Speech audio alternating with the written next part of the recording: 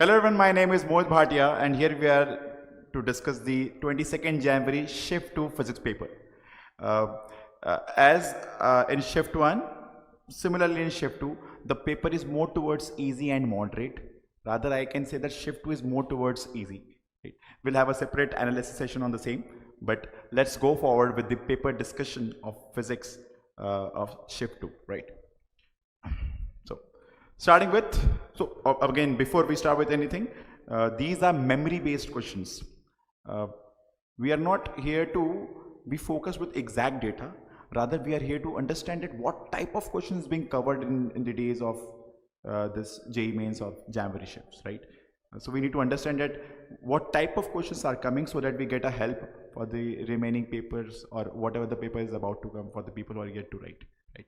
So, number one, we can see a equiconvex lens of focal length f is cut into 4 parts as shown in the diagram. The focal length of each part is, so we cut this into 4 parts. So ultimately from shift 1, we can see that there was one question based on lens maker's formula.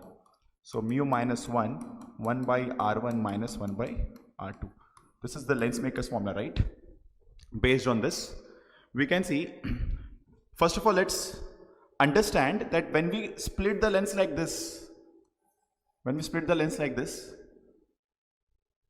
this curvature doesn't change. Curvature to bhai yahan pe, but when we split like this, curvature changes, right? So when we take a lens, if we split the lens like this, focal length initially and after will not change.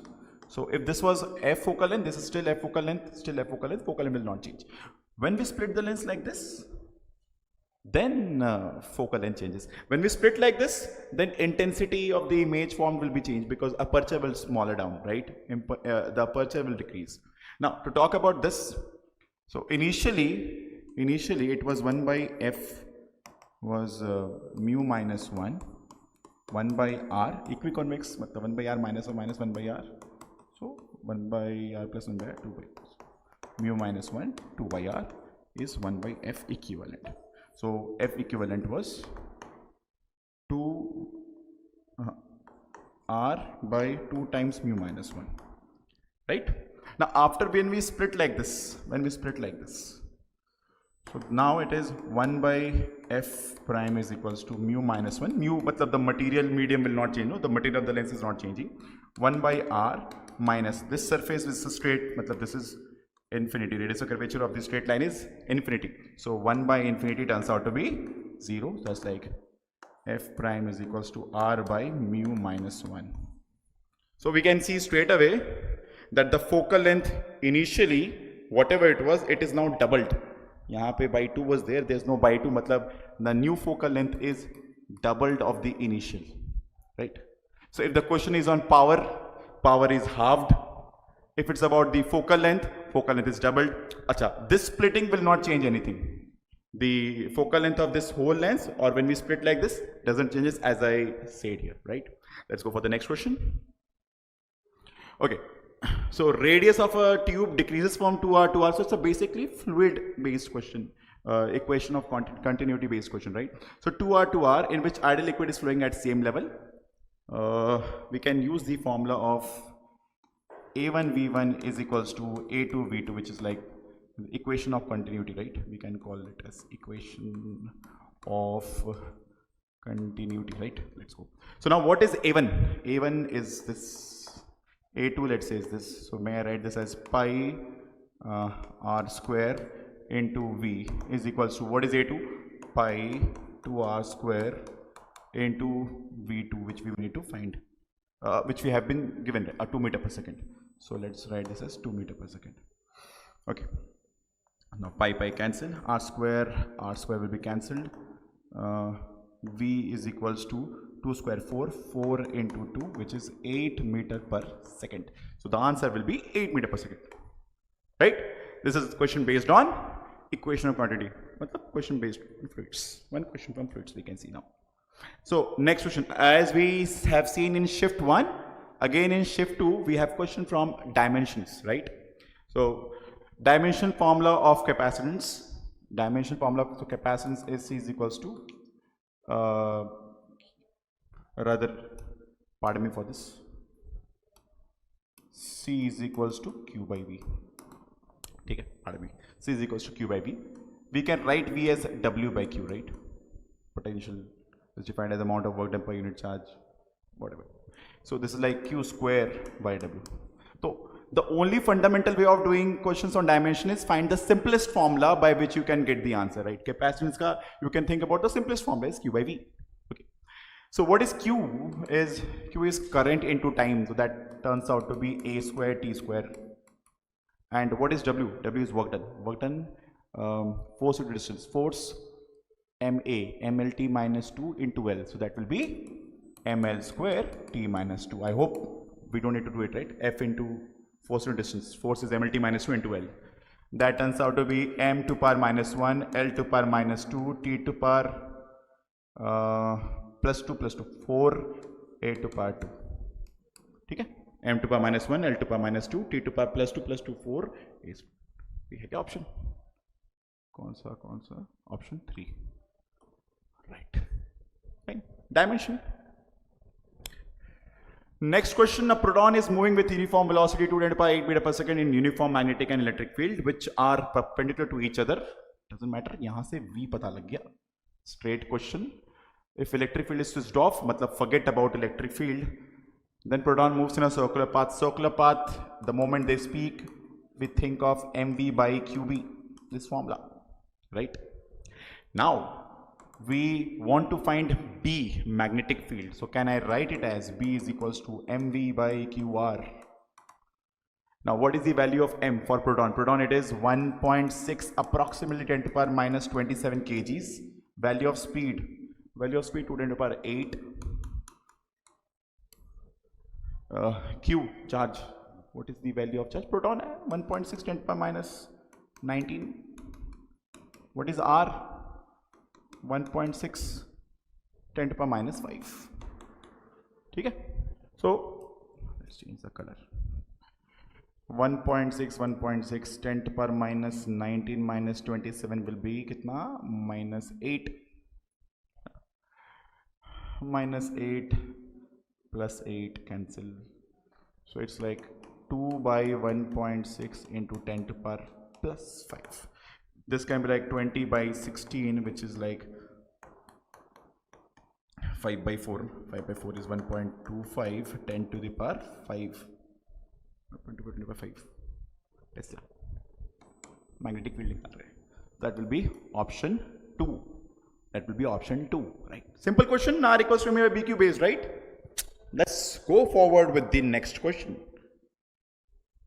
A projectile is fired with speed of 20 meter per second at angle of 60 degree with horizontal. 20 meter per second.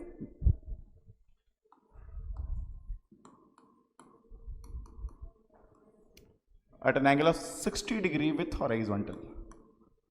Achha, the speed at the highest point of projectile. Matlab, so at the highest point, what do you mean by it? I mean, I always say projectile motion or motion in 2D could be thought of. Motion in 2D is 1D plus 1D. X motion and Y motion. Independently, let's check. So at the highest point means that velocity along Y is 0, right? So velocity along X will not change because there is no acceleration along X direction, right? So what was the velocity along X initially? 20 cos 60, which is 10 meter per second. That will remain there also. So velocity along X will never change. That will remain 10 meter per second, right?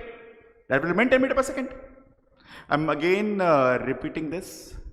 Most of the questions that we are seeing here we have discussed this type of question in the revision days of our sessions. Also, they are very much comparable or similar questions are there in our exercise 1 sheets also. So anyways, I hope these type of elementary questions we always discuss. We need to be little present at the point. We can see projectile motion was there in the shift 1 also, shift 2. So we have analogy of pattern between shift 1 and shift 2 of the same day. We expect that and we can see that right now. So the answer is 10 meter per second, right? At the highest point because velocity along Y is 0. Okay. Let's move with the next question. Calculate the radius of the first excited state of helium plus ion. We don't have the options here, memory based, but we were not able to collect the options. So, okay. Radius atom per question hai, right? The formula will be 0.529 or 0.53 approximately. The formula I say that rho ne do zara,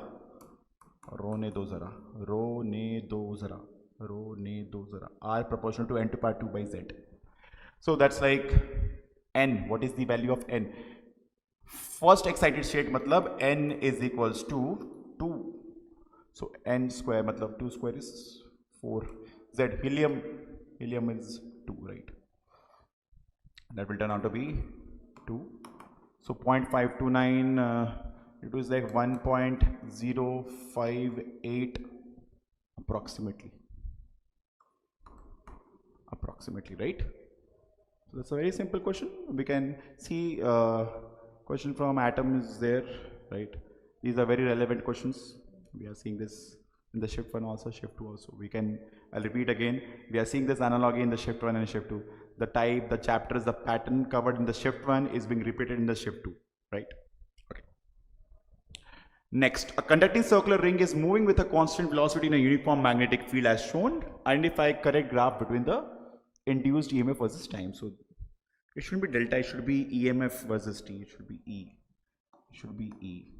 Okay. Let's not get into this. It should be E. Okay.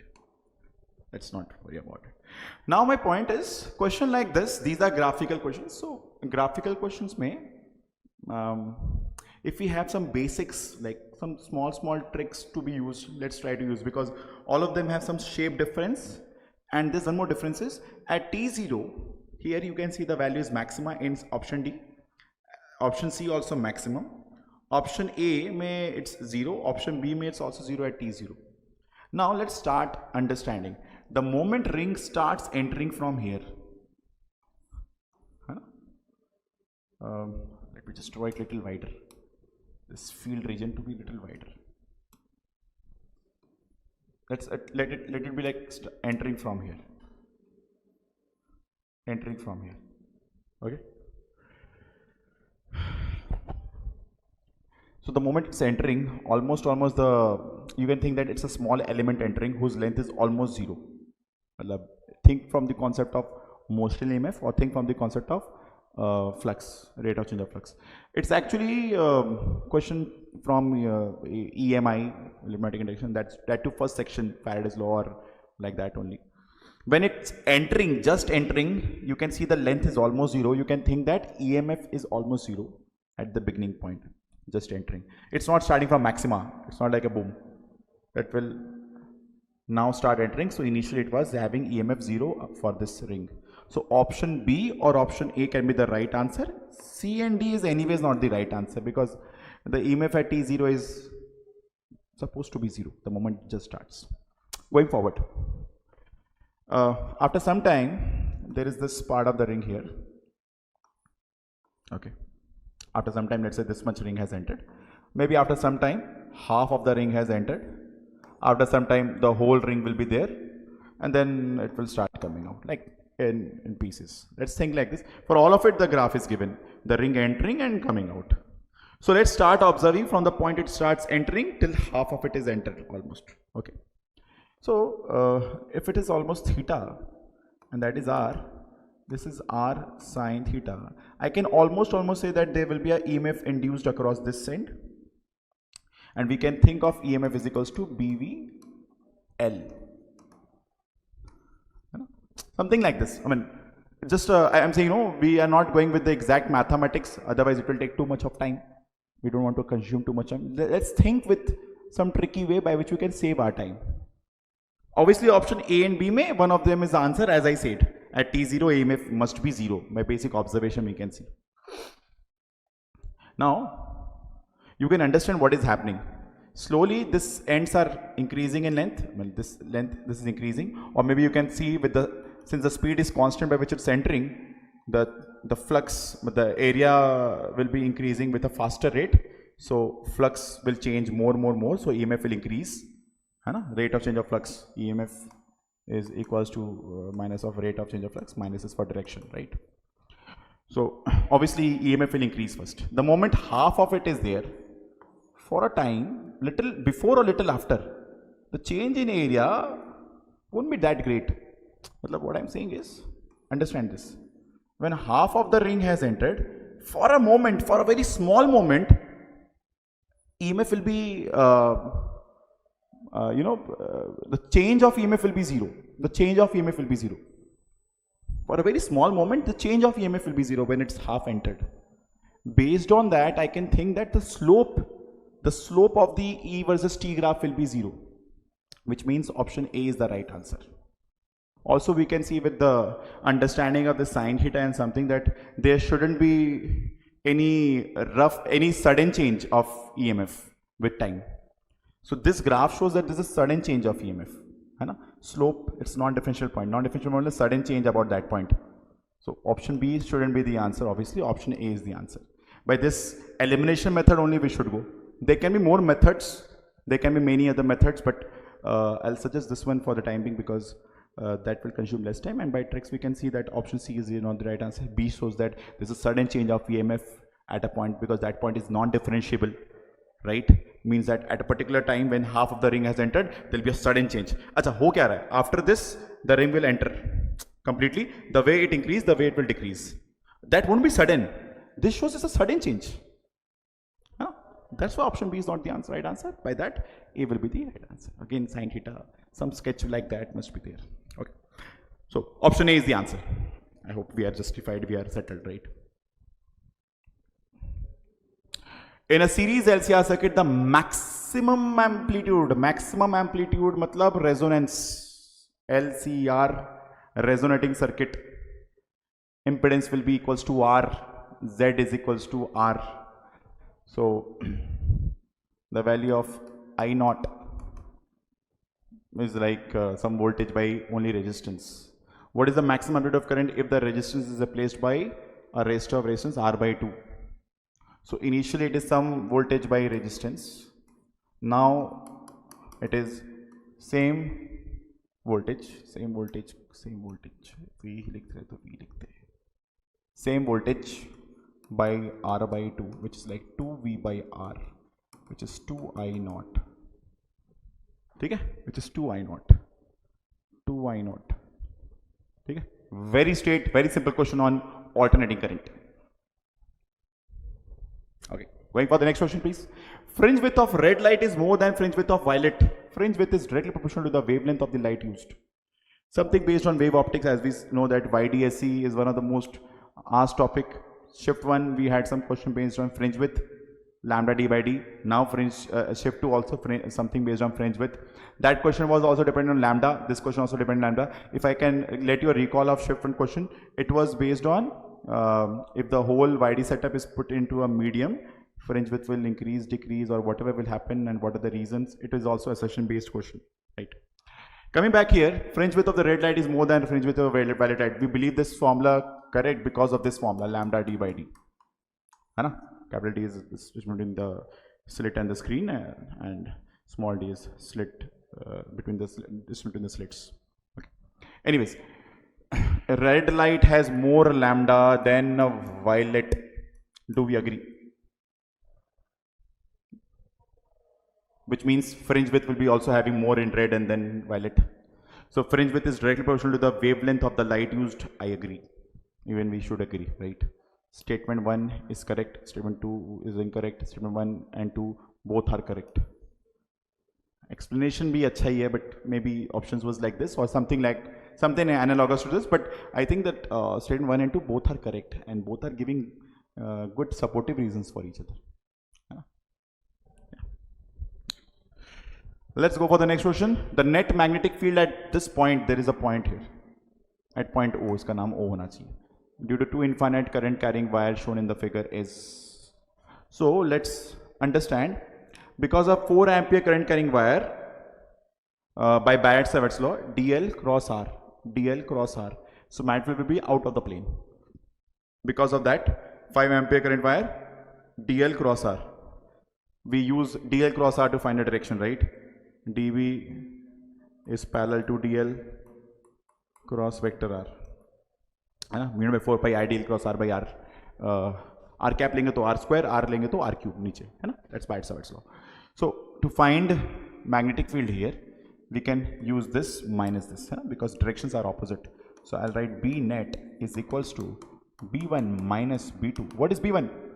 B1 होगा mu naught I by 2 pi r. This is the formula due to long current carrying wire. We always say magnetism करते वक्त please remember the formula because of long current carrying wire, circular current carrying loop, solenoid, arc. These small formula we should be keeping in mind. Straight formula based questions are being seen every time, every year, every shift. We are seeing this question coming repeatedly. So let's confirm that magnetisms chapter mein whatever the formulas are there based on different shapes of current like long, semi-infinite, circular loop, arc. Let's keep it in our mind, right? Okay. Going forward, mu naught I by 2 pi r minus mu naught I by ये होगा 1, ये होगा 2, ये होगा कोई r1 और ये होगा कोई r2, right? Now what is this? May I take this mu naught by 2 pi common and write this I1 by r1? What is I1? 4. By what is r1? 4 centimeter. So 4 10 to the power minus 2. Minus I2 is 5. What is R2? R2 is 10. 10 into 10 to the power minus 2. Okay, fine. This is like 2 into 10 to the power minus 7. Mu naught by 2 pi is 2 10 to the power minus 7. Mu naught by 4 pi is 10 to the power minus 7. Yeah. So that's like 100. This will be 5 here. 5 है, ये 10 है, ठीक है. So this will be 2 और 0.5, तो 0.5 ऊपर जाएगा तो ये this will be 50, है ना? 50, right? 5 by 10 to 0.5, 0.5 10 to the power minus 2, 10 to the power 2 हो जाएगा 50, ठीक है. 100 minus 50, that will be 50 into 2 10 to the power minus 7. Which is 100, which is like 10 to the power 5 minus 5. 100 10 minus 7. With this given data, this is the answer. So my point is not that, let's not focus on data. Also, let's realize that these type of question or this type of formula is being used. Never expect that the exact same formula, same question will come. They will change the data, but might be the type of question, the type of formula can be same, right? Let's go with the next question. A force, so magnetism, we got one question, right? On straight on bias surveys to that too, or the straight formula based question. F acts on a point whose position vector is given as this. So we have always observed there are some straight formula based question from mechanics 1. It can be question on work, where we have to use F dot S straight when we get the answer, or it can be on torque, where we use formula R cross F and we get the answer. So here we are seeing a question exactly based on R cross F. No, torque formula is R cross F. We know the formula, you get the answer. Let's do it. I, J, K, R 2 minus 3 plus 7. What is F? 1, 2 minus 3. Okay. So plus minus plus. So let's write down plus I cap. ऐसे कर लेते हैं. ऐसे करके ठीक है. Minus 3 into minus 3.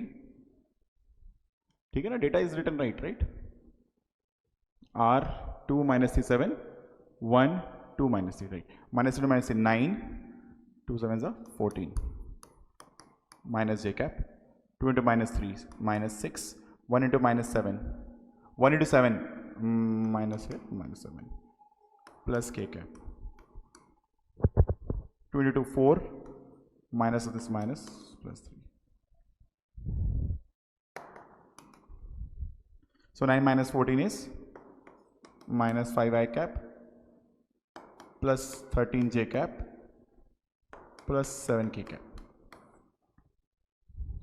So minus 5 I cap plus 13 j cap plus 7 k cap, Newton meter, option 3. Okay. Yeah. So this is the question done. Let's go for the next question. Read the statement and select the correct option. I'll repeat again. We have little doubt with the statement too, but let's understand the question. A pendulum is taken from Earth to another planet having mass 4 times and radius double than Earth. Then the time period of the pendulum remains same as on Earth. Time period formula is 2 pi root over L by G. If time period remains same, matlab T must be, matlab G must be same because L is not changing with the change of planet. What is the formula for G is G into m by r square, right? So what they have said in this question, g into 4m by r doubled, to r 2r square मतलब 4r square, 4 cancel, so that's like gm by r square, which means the gravity remains same, g prime is same as g, g prime is same as g, so 2 pi over L by g. The formula for g is also gravity is gm by r square, and g prime is also gm prime by r prime square, and we got the same. So time period must be same. So a pendulum is taken from Earth to another planet having mass 4 times and it is double, then the Earth, the time period of the pendulum remains same. Agreed. सही statement है भाई, सही answer, सही बात है. Because given that gravity will come out to be same as on Earth. Earth पे gm by r square होता है, यहाँ पे भी gm by r square ही है. So the time period of the pendulum only depends on gravity of the planet. Statement तो सही है, but it depends on length also. ठीक है. If the question is like this, that the time period of the pendulum only depends on gravity of the planet, तो थोड़ा dicey सा है. If the question is exactly like this, then there's a diciness. Time, if it we see as an independent question, it depends on length as well as g. So one is true anyways, one is true. 2 is a little dicey, I think 2 must be false. Okay. We'll go for false because time period of pendulum depends on gravity as well as length of the pendulum. But length dependency nahi hai, that's why it's like this. Fine. So from here on, Hayat sir will continue. So I hope this far was great. I hope we understand that what type of questions are coming, what type of questions are topics are important for us. So let's carry on. Thank you so much. Hayat sir will continue. Hayat sir, please continue. Hello everyone, let's come back to the next part, session 2, shift 2 of our JEE Mains 22nd. Let us continue the next questions. So here in this question fine, light of wavelength lambda is incident on a metal of work function 1 electron volt, then maximum kinetic energy of the emitted electron is 2 electron volts. He's saying if incident wavelength is become lambda by 2, then maximum kinetic energy of electron will become. So let us come back to this point. So firstly, as per the question, what I am going to take here is nothing but light of wavelength lambda is incident on a metal surface. So I am going to use the photoelectric equation. So we know that total energy is equals to kinetic energy plus the work function. So accordingly, he said first thing that the total energy work function already 1 electron volt he has given, and kinetic energy is equals to 2 electron volts he has given. So therefore E will be equal to kinetic energy. I would like to take here 2 electron volts plus 1. So therefore the total energy is going to be how much?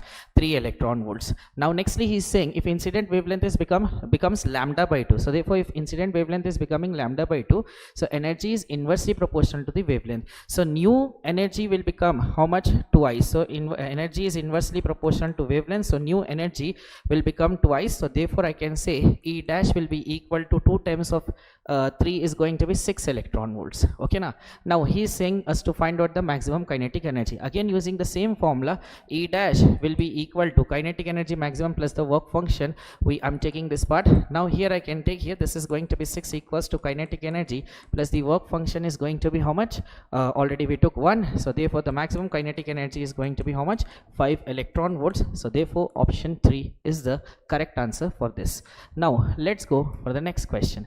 The maximum percentage error in the measurement of density of a wire is. So basically he has given us the mass, he has given us the radius, and also he has given us the length, and he is asking, and look at this, all are in CGS unit. So directly I can say here in this case directly I can utilize that mass density is nothing but what? Mass by volume, but here it's wire, so I can take here directly pi r square into L. So here I can take, when I'm talking about the percentage, so delta rho by rho equals delta m by m plus 2 into delta r by r plus delta L by L. So let us substitute these values. So delta rho by rho we need to find out. Delta m by m is already, this is delta m, this is m. So I can take here 0.003 whole divided by 0.06 followed by 2 into delta r by r. Delta r is 0.01 whole divided by 0.50. Nextly I can also take this direct here plus delta L by L, that is 0.05 by 10. So when you are simplifying this part, you are going to get here delta rho by rho is equals to 0.003 divided by 0.06. If you remove the points and if you simplify 3 ones 3 2, so you can take here 0.005 you can take here, so 0.005 you will be getting here. And if you take this part, so with this case if I remove the point 1 by 50, so you are going to get 1 by 50 means this is going to 1 by 25, that is 0.04 you will be getting here, followed by 0.05 divided by 10, again you are going to get here as 0.005. When you are adding this part, so delta rho by rho is equals to, if you add here significantly, I can take here approximate 0.05. If I am taking in the terms of percentage, then it's going to be how much? 5% I am going to get the answer. So therefore the answer 1 is correct for this question. So let us proceed for the next question. The next question he has given, the displacement of a particle moving under the action of force is, already he has given the force and he has given the displacement. He is asking us to find out the value of B if work done by the force is 0. So work done by the force is 0. This is only possible when the dot product of force and displacement is going to be what? 0. So I can say F bar dot D bar equals to what? 0. So therefore I need to take the dot product here. So what I can take here, this is 2 I cap minus 2b j cap minus of k cap multiplied by, this is d. D is going to be how much? I cap plus j cap and plus k cap. So I can take here I cap plus j cap plus k cap equals 0. With this case, I is going to be 1, this is minus 2b, j dot j is going to be 1, and minus and plus is nothing but this 1 equals to 0. So therefore I can say 1 minus 2b equals to 0. So that is going to be you can write this part as 2b is equals to, so I can take 1 minus 2b, so 1 minus 2b equals 0. So I can take b is equals to how much? Directly 1 by 2. So therefore this is our final result. Hence option number 1 is a correct answer for this question. Now let's go for the next question. So a massless tube of length 1 meter is filled with a liquid of mass 2m. The mass is going to be how much? 2m, about an axis passing through one of its end and with angular velocity omega. So he is asking the angular velocity, already he has given us omega. If force exerted by liquid on the other end of the tube is how much? F. He is saying the force exerted on the liquid is going to be F. Then he is saying omega equals to this much, but find the value of alpha. So in order to find out the value of alpha, let us take this part. He said massless tube of length 1 meter is filled with a liquid of mass 2m. Let us take this is a massless tube of length is how much? 1 meter, and we will take this length as L. We will substitute it as 1 meter, and he said of mass 2m, this particular factor is having the mass how much? 2m, about an axis passing through one of its end. So let us take this is our axis through which it is passing. This is the angular velocity he has given as omega. Now if force exerted by the liquid, now according to the question, force exerted by the liquid on the other surface or other end of the tube is F, already he said. So therefore I can say that force is nothing but the centripetal force. So I can write directly F is equals to mr omega square. Okay, so with this case I can take here finally I'm going to find out this part. So therefore F will be equal to, mass is going to be how much? 2m, and length is going to be what? Half of it, because we have to take it from the center of mass. So I'm going to take here L by 2 into omega square. I'm keeping this omega square as it is with this case. So therefore I can cancel this 2 and this 2, and I'm going to get here directly F by ml is equals to omega square. However, the length is going to be how much? 1 meter. He said I wish to substitute. If I am substituting and sending the square, I am going to get the value as omega equals to F by m, and therefore from this I can conclude the value of alpha is going to be how much? 1. So therefore the value of alpha is equals to 1. Now let's go for the next question. In this question what he is saying, the point A is situated on the axis of dipole at a distance r from the dipole E naught and V naught, the electric field and electric potential. So you can see here is a point we are having certain electric field E naught as well as the V naught, and also he said find the electric field and potential at point B at a distance 2r. We need to find out the electric field at this particular point B, and now you can say from the dipole on its perpendicular perpendicular bisector. It is on the perpendicular bisector. So therefore, firstly I can say on the perpendicular bisector the electric potential, that is nothing but we can say it as an equatorial line, and on an equatorial line the electric potential is 0. But now here with this case I can say that either first or fourth option is going to be my final answer, but however I need to find out the electric field. So electric field due to the dipole, if I am taking this part under consideration, so I can say this part on point A it behaves like an axial line, so we can take the direct part, that is 2 kp whole divided by r cube. So I wish to take this part as E naught, and I will like to take this as equation and keep this as it is, followed by if I am talking about electric potential at point B, so I can say that this we are taking it as EA, which is nothing but E naught we can say. Now electric potential at point B means this behaves like an equatorial line, and for an equatorial line we can take here as kp by r cube, but in place of r the distance already he has given. How much is the distance? 2r is there, so I can substitute here 2r whole cube, which is going to be how much? Kp whole divided by 8r cube. So I need to bring this relation in terms of E naught. If I am bringing this part, it's better if I multiply and divide by 2. So if I am multiplying dividing by 2, so I'm going to get here, so EB is going to be how much? This is 8 to 16 and 2 kp. So can I take here 2 kp by r cube into like 1 to the like 8 to the 16, so 2 kp by r cube can also be taken as what? E naught. So I can write this part as EB is equals to what? E naught by 16. So now already I said you the electric potential on an equatorial line is going to be 0, so our answer is going to be what? A naught by 16 comma 0, hence option 1 is the correct answer for this.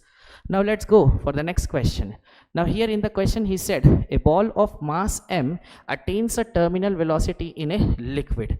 When it is dropped in a liquid, if density of the ball is twice the density of the liquid. So now a ball of mass m, it is attaining a terminal velocity when it is dropped in a liquid. Now what is happening? The density of the ball, so I can say density of the ball is nothing but how much?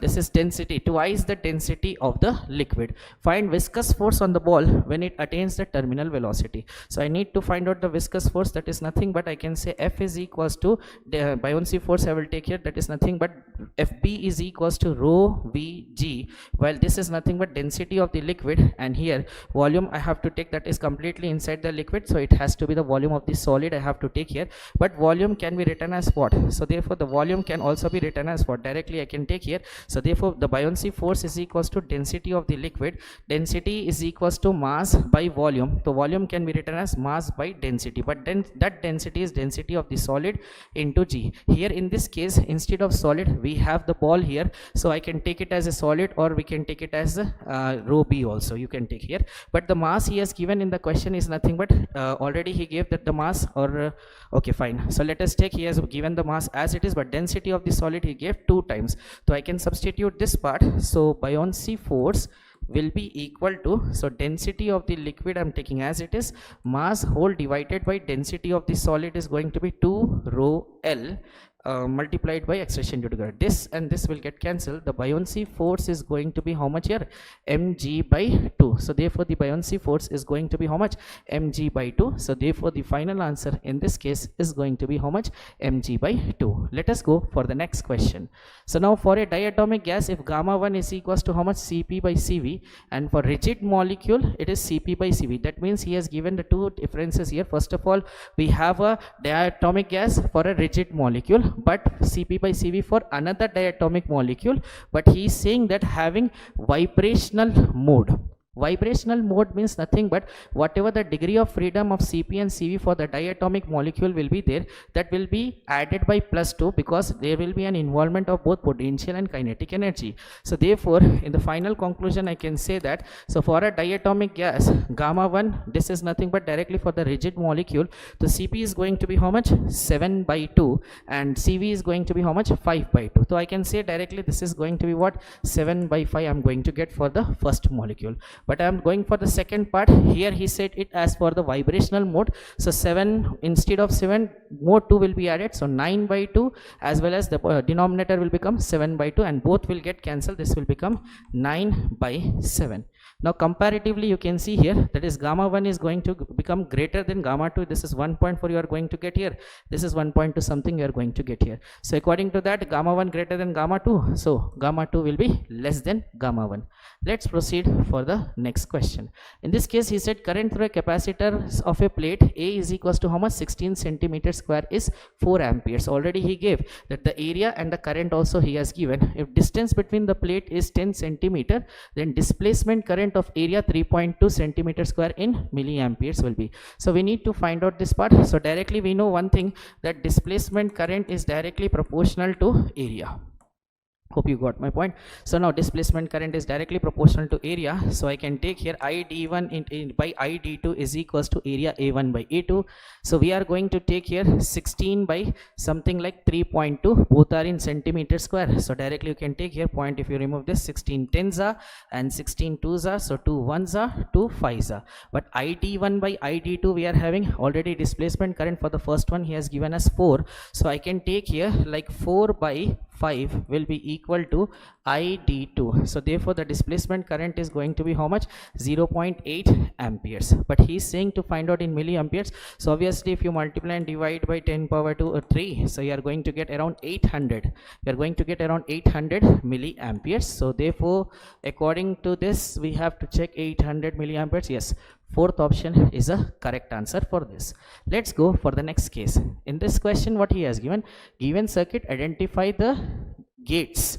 This is gates in the given circuit by following through table. This is circuit, so we need to find out the gates, we need to find out. Okay, very simple. What we are going to do in this case is, if suppose this is going to be what? A, so from here it is going to be A from this case, and from here this is A, so this will become what? A dash or A bar. If this is B directly, so this is going to become B bar.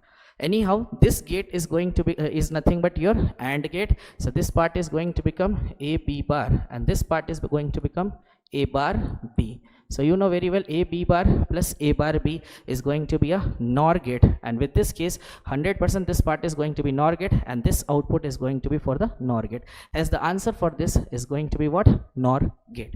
Let us go for the next question. Now in this question, find the current passing through the battery in the following. So we need to find out the current which is passing through the battery. So one thing is there, so this is we have to assume for the steady state, and for the steady state the capacitor will behave like an open circuit. So this part and this part you can take here, so there is no connection in that part, so the leftover part, this whole system is gone, this part is gone, the only thing is left over is going to be this and this. So you can take directly the whole system is gone, means this including 2.5 is also gone. So what is left over? 6 and 3 are connected in parallel, so you can take here 6 into 3 by 6 plus 3, which is going to be what? 18 by 9, that is going to be what? 2 ohms. So that means I can say that this 4 ohms and this 2 together will be replaced as 2 ohms. So you can say 4 and 2 are connected in series. So now if they are connected in series, so you can say 4 plus 2 means nothing but it's going to be how much? 6 amperes. This together 6 ohms, we can say 4 plus 2 6 ohms. Again this whole system will be replaced by this 6 ohms, and 3 ohms are again connected in parallel, again where the final result will be equal to how much? 2 ohms. I hope you got my point. So finally we need to find out the current, and I can say that the current I is equals to what? V by R. So that is V by R means nothing but potential is 2, and current and this resistance is also 2. Final answer is going to be how much? 1 ampere. So therefore the answer for this question is going to be 1 amperes. Clear? I hope you got my point. Let us go for the next question. Now, if equivalent resistance across AB is NR by 2, find the value of N. So he said that the equivalent resistance, so basically almost majority of the questions whatever we have done a discussion, this either there in the sheet or we have done in the classroom in our resonance classes. So let's come back to this point. So for this case, I would like to treat it as a, this is A and this is B. If this is going to be a kind of line of symmetry, this will be the opposite part. So I can break this part into 2 points, That means this part I'm treating different, and this resistor and this part I'm treating individually. Okay now, so that means I can say accordingly, you can say these two resistors are connected in series. That means these two resistors are also connected in series. This is 2R and this is 2R, so both are connected now in parallel, which means the same process is going to follow this side also. This is also 2R, this is also 2R. The final resistance is going to be how much? R. So this R are connected in series. So from this side I'm going to get 3R resistance, followed by this R and this R are also connected in series. So final result that I'm going to get here is nothing but 3R. Both side 3R is parallel to 3R. So finally I can say RAB is going to be how much? 3R by 2. So which means he said 1.5R, but he said directly 3R by 2 if you compare. So here you can say the value of N is going to be how much? 3. That's it. The final answer is going to be how much? 3. Okay. So now. So from shift 2 paper, we have concluded the set of formulas which are very much important for us to just go through once. Formula number 1 was based on lens maker's formula. We found this in shift 1 as well as in shift 2 also. Equation of continuity. So from fluids we got this A1 V1 equals to A2 V2 based formula. Dimension formula based question was there in both the shifts. From magnetism R equals to MV by BQ. There was question both the shifts based on projectile motion from ground to ground projectile being projected. Going forward, there were atom based question R equals to 0.2529 n square by z angstrom. I mean, this based on this formula we solved one of the question. Faraday's law, LCR resonating circuit concept based question we observed. Fringe width lambda d by small d formula based on this formula was used in shift 1 as well as in shift 2. B equals to mu by 2 pi r. I'm saying that formula like this maybe like because of long current carrying wire is mu by 2 pi r. You can have questions coming on magnetic field due to a current carrying coil, loop, solenoid. So something based on this, like Biot-Savart's law's application is important. This was one of the formula which we found in this shift. Tau equals to R cross F. So from mechanics 1, we found two important formulas. One was that, and the other is work equals to F dot S. But the basic application of mechanics 1 has been observed by these formula. Time pendulum and gravitation fusion question was there, where 2 pi over L by G and gravity equals to M by R square both were used in one of the question. Photon effectively energy of the photon is kinetic energy max plus work function. Based on this we got one question. Relative error pe based question we got one. Circular motion pe in the shift 1 we got vertical circular motion way, and right now we got horizontal circular motion. One question based on mr omega square. Dipole pe we got question where we have found these two electric field formula was useful. Buoyant force again from fluid, one more question. Degree of freedom based one question was there where these were the relevant formulas being used. Displacement current, logic gate, and there were two questions based on simplification circuits. So based on shift 2, these were the formulas which were very important for us. So I hope you enjoyed the session. Keep learning, keep growing. Thank you so much. So hello students, now we are going to discuss JEE Mains 2025 second shift paper of chemistry. So let's have a look on the question paper. The question is saying here, density of 3 molar NaOH is 1.25 gram per ml, and they're asking you to find out molality of the solution. Okay? They're asking you to find out molality of the solution. See, what they have given? They have given 3 molar NaOH. 3 molar NaOH. What does it mean? It means 3 moles of NaOH.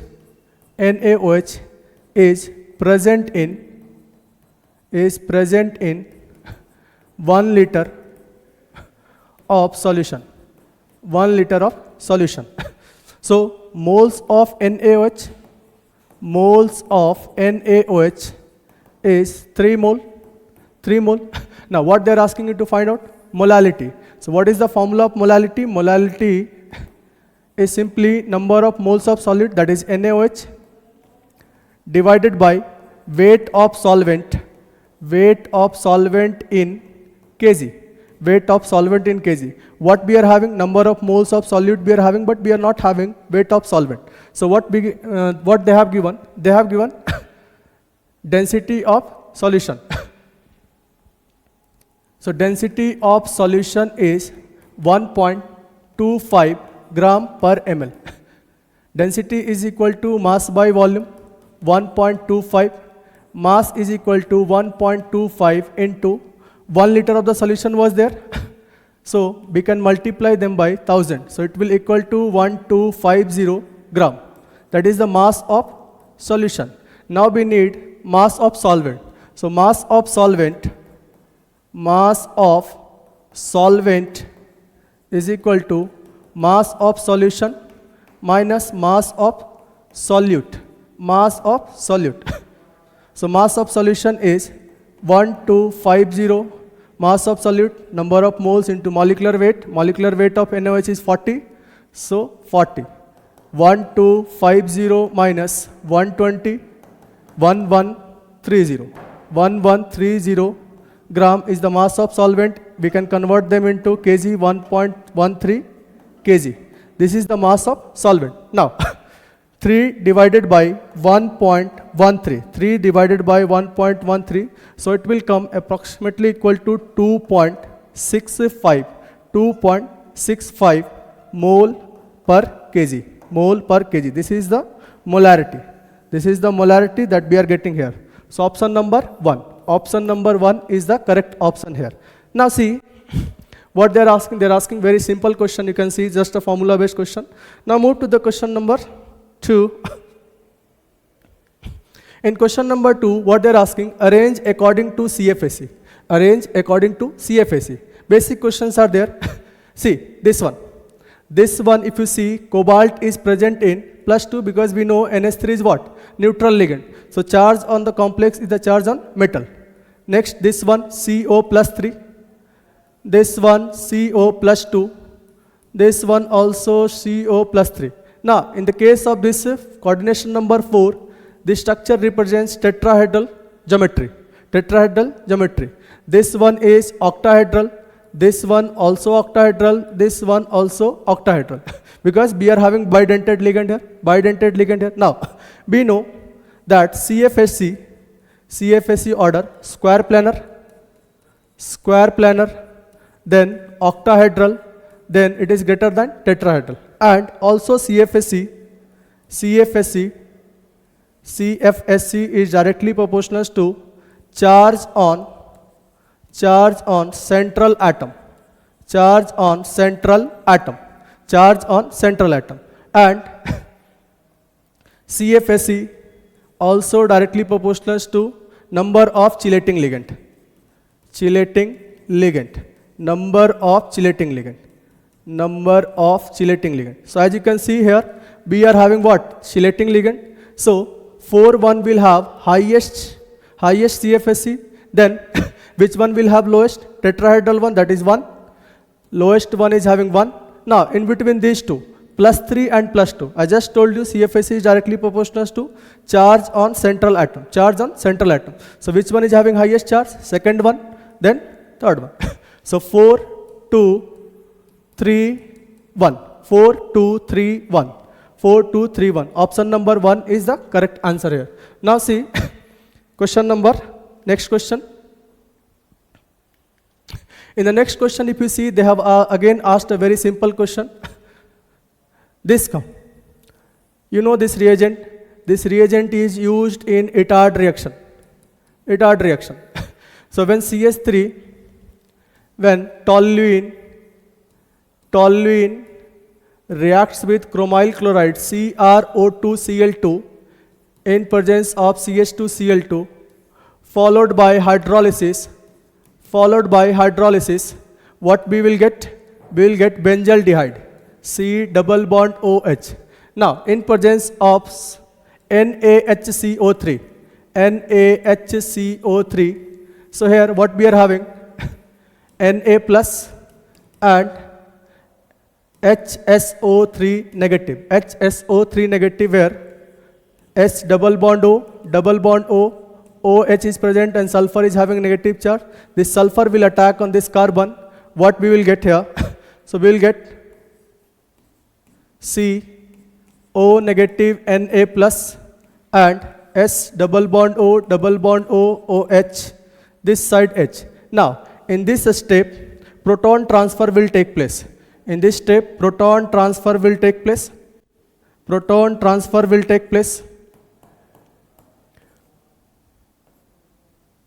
proton transfer will take place.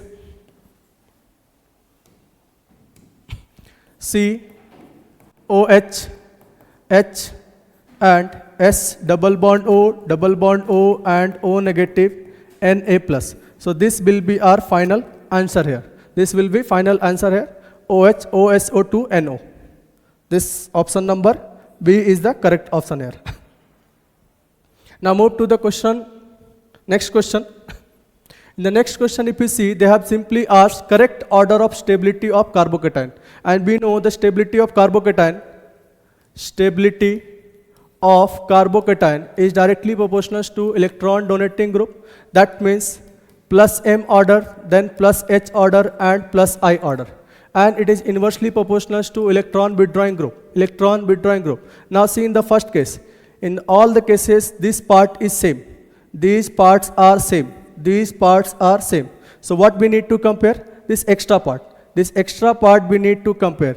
OCH3 is basically plus M group. OCH3 is basically plus M group. OMe is also plus M group and minus I, plus M and minus I, where this is CH3. This is CH3 which will apply hyperconjugation and plus I. This one also apply hyperconjugation as well as plus I. And we know plus I is what? Distance dependent. So more plus I will be applicable here. So which one is going to be most stable? Most stable is going to be A because of the higher plus M values. Both are having similar plus M value, but minus I is what? Low. Here minus I is what? Comparatively to this one is high because of the distance. So A, after that A, C will come. Then in between these two, D will come, then B will come. A, C, D, B. A, C, D, B. Option number 3. Now move to the next question. In this question what they are saying, which of the following anion will not undergo disproportionation? So what do you mean by disproportionation? If any element or any ions is undergoing disproportionation, that means that will undergo reduction as well as oxidation.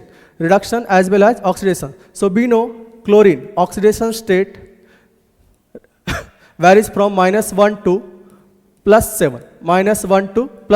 So whatever the oxidation number is present in between these, they can show disproportionation.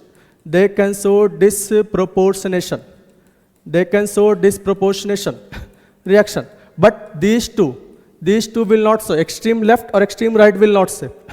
Now we need to find here. So this one is having oxidation state +7. This one is having +5, +3 and +1. So as you can see, which one is lying in between -1 to +7, +5, +3 and +1. But extreme highest oxidation state +7. We cannot further oxidize them. That means it will not undergo disproportionation. That means this is our correct option here. Now move to the next question. They are simply asking compare dipole moment. So now first one NF3, F and F lone pair.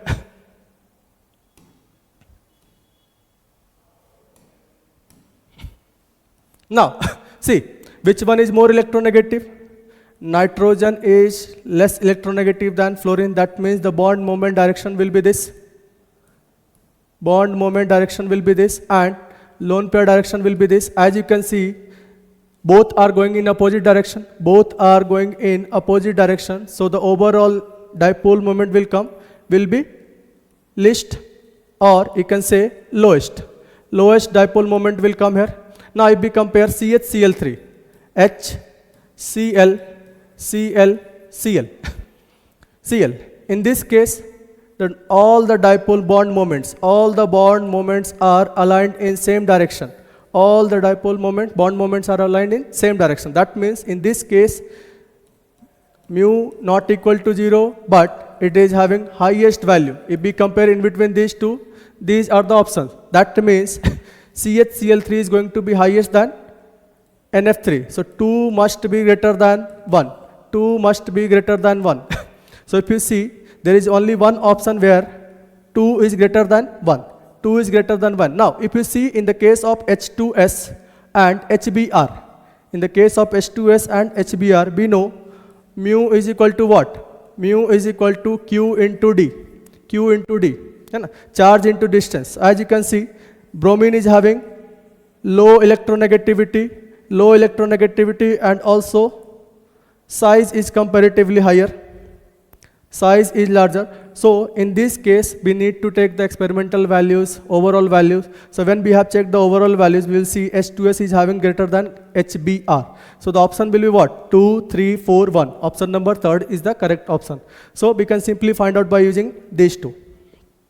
Now see the next question. In the next question, what they have given below are two statements. Lassine test is used for detection of nitrogen, phosphorus, sulfur and halogen. This is a true statement. This is a true statement. Lassine test is used for nitrogen, phosphorus, sulfur and halogen detection. Now, you will see the next one. Lassine extract is made with magnesium metal, which is not correct.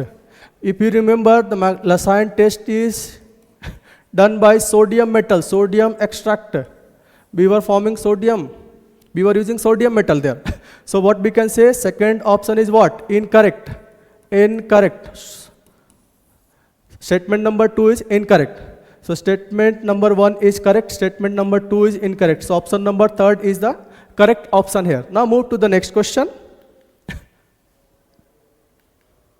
In this question, what they have asked, which one has 2 secondary hydrogen atoms? Very simple question again they have asked. 2 secondary hydrogen atoms. That means first you need to find out the degree of carbon. Then you can find out the degree of hydrogen also. Now draw the structure. Heptane. This is heptane. 2244. This is 2244 tetramethyl heptane. If you see, this is primary, quaternary, secondary, quaternary, primary, then secondary and primary. There are 6 primary, secondary carbon. Secondary carbon 6. That means number of hydrogen is going to be number of secondary carbon is 3. So secondary hydrogen will be what? 3 into 2, 6. That means this is not the correct option. Now see the next one. Heptane again. 7 carbon. What they have given? 2, 2, 3, 4. 2, 2, 3, 4. How many secondary carbon we are having? This is secondary, 2 secondary carbon. Secondary carbon 2, secondary hydrogen 2 into 2. That means we are having 4. Again, this is not the correct option. Next, 2, 2, 3, 3 tetramethyl pentane. 2, 2, 3, 3. Then pentane. Only 1 secondary carbon is there. So secondary carbon here is 1. So secondary hydrogen is going to be 1 into 2, 2. So in this case we are having 2. So this will be the correct option. Now see the next one also. Pentane. 3 ethyl, 2, 2 dimethyl. 2, 2 dimethyl. So how many secondary? This is secondary. So total secondary carbon 2, secondary hydrogen 2 into 2, 4. So only which is having 2 secondary hydrogen is option number 3. Option number 3, very simple question they are asking. You can just go through the notebooks. Now again a simple question. You can see 200 ml of 0.2 molar solution of NaOH is mixed with 400 ml of 0.5 molar NaOH solution. Molarity of the mixture is. So what is molarity basically? So first you should know molarity. So molarity is equal to number of moles of solute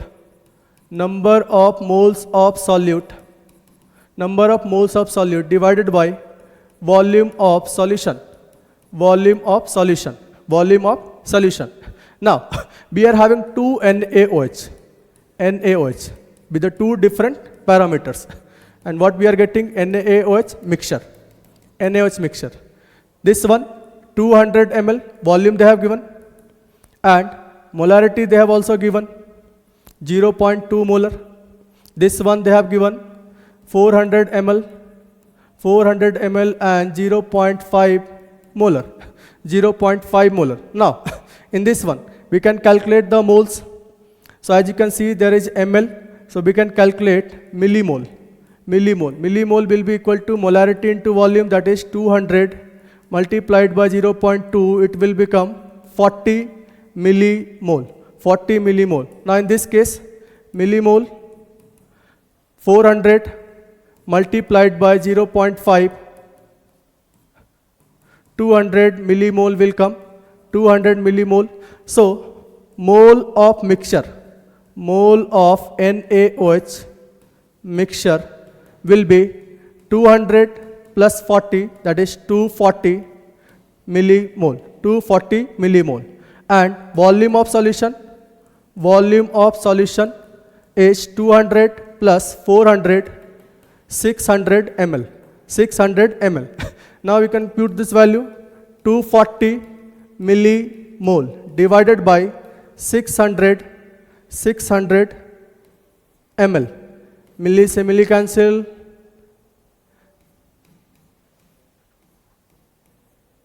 Two upon 5 mole per liter, 0.4 molar. 0.4 molar will come. Very simple question, as you can see. So which one is going to be the correct option? 0.4. 0.4 is the molarity of the mixture. Now see the next question. In next question, what they are asking? Ruthenium and niobium, if in ruthenium 4d electrons are x, ruthenium d electron they are asking. So d electron is x and niobium d electron is y. D electron is y, so they are asking basically x plus y is what? So what we need to do first? We need to write electronic configuration. So ruthenium electronic configuration, it belongs to which one? Iron, osmium, D6S2. But we know in the case of ruthenium there is some exception. So their electronic configuration is 4D7, 5S1. In the case of niobium also 4D4, 5S1. 4D4, 5S1. So the number of electron, x is equal to 7, y is equal to 4, so x plus y is equal to 7 plus 4, 11. 7 plus 4, 11 is going to be the answer. So you need to remember the electronic configuration. Next. In this one, how many hydrogen bonds are present in a molecule of the complex which is formed by these two? So what they have? What it will form? NIDMG twice. NIDMG twice. So what is DMG? Dimethyl glycosamate. Nickel.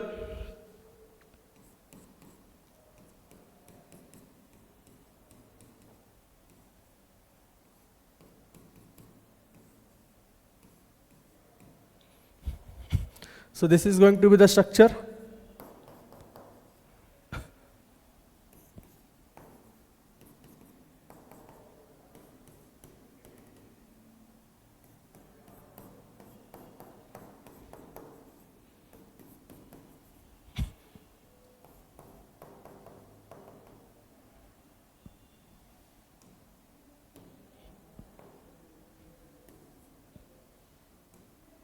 See, these are hydrogen bonds.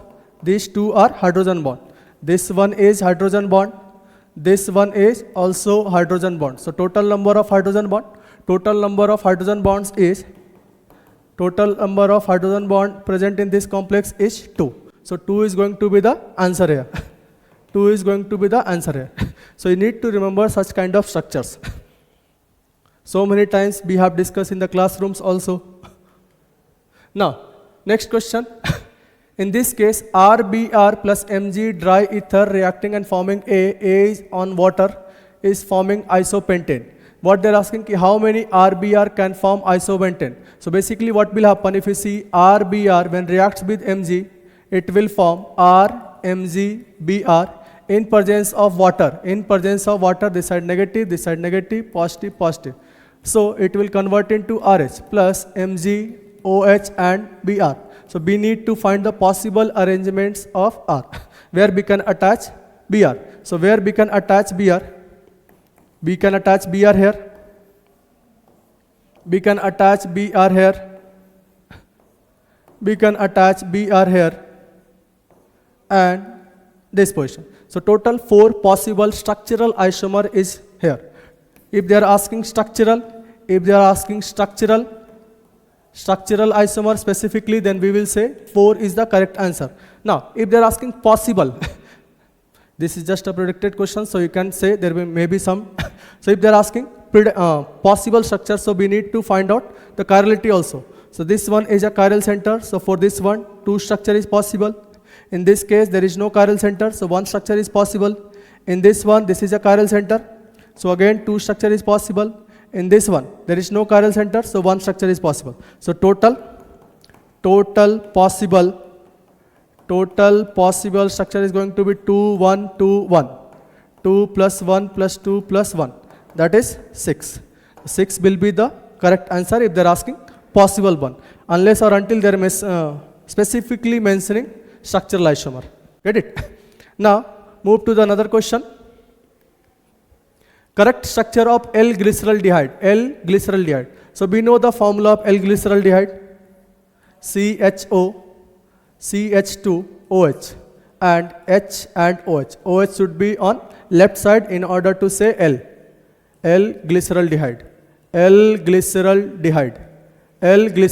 Now, is there anything like that? In none of the options they have given. So we need to find this one. This is D-glyceraldehyde. So this one is not. Now, in all the cases they have given random orientation. So we need to write down the proper orientation of this Fisher configuration. So for this one, if we are going to write, so what we can do? We can do 2 times interchange. So we can interchange CHO and CH2OH. CH2OH, H and OH. Another interchange we can do H and OH. H and OH we can interchange. So it will convert into H, OH, CHO, CH2OH. This is D form. So this one also not possible. Now this one. 2 time interchange CHO with CH2OH and HOH. Now we can interchange CH2OH and H, OH and CH2OH in order to bring them into correct configuration. OH and H. This one is also D configuration. Now this one. In this one, first exchange CHO with CH2OH, interchange. So what will happen? CHO will go up, CH2OH will come down, OH on right, H on left. Again we will do one more interchange, H with OH, interchange. 2 interchange we have to do in order to get same configuration. If we are going to do 1, then we will have wrong configuration. So CHO, CH2OH and H and OH. Now see, this one is the similar to this structure. So what is it? L-glyceraldehyde. So which one is going to be our correct option? Option number 3. Option number 3 is our correct option. Now move to the another question. In this question what they are asking, among group 15 elements, what is the maximum covalency of an element having weakest EE bond? EE bond means they are asking about single bond. So group 15 elements. Group 15 elements we know: nitrogen, phosphorus, arsenic, antimony and bismuth. So if they are going to form single bond, that is NN, PP, AS, SB and SB, antimony and bismuth. So if you will see in the case of NN, it is having small size, and due to presence of lone pair, due to presence of these two lone pair, there will be inter-electronic repulsion. Inter-electronic repulsions are there. Inter-electronic repulsions are present. Or if inter-electronic repulsions are present, that means it is going to make this complex or this NN bond what? Less stable. This is less stable. Or if anything is less stable, that means their EE bond is going to be what? Weakest. This is the weakest EE bond in between these two. NN is what? Weakest here. weakest here due to inter-electronic repulsion. And we know what is the covalency of nitrogen. So nitrogen can form maximum 4 bond. Nitrogen can form maximum 4 bonds. So covalency is going to be 4 here. Nitrogen covalency is going to be 4. That will be the correct option. So now see the next question. What they are asking? They are asking a spectral line is produced upon a electron transition from 2px to 2py. So we know p orbital. In p orbital there are 3, px, py and pz. Px, py and pz, and all 3 are degenerate. All 3 are degenerate. All 3 are degenerate.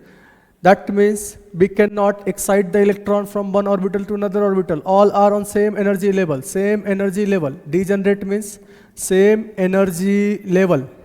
Same energy level. Same energy level. That means ejection of electron from 2px to 2py or transition is not possible. Transition is not possible from px to py or px to py to pz because all are in same energy level.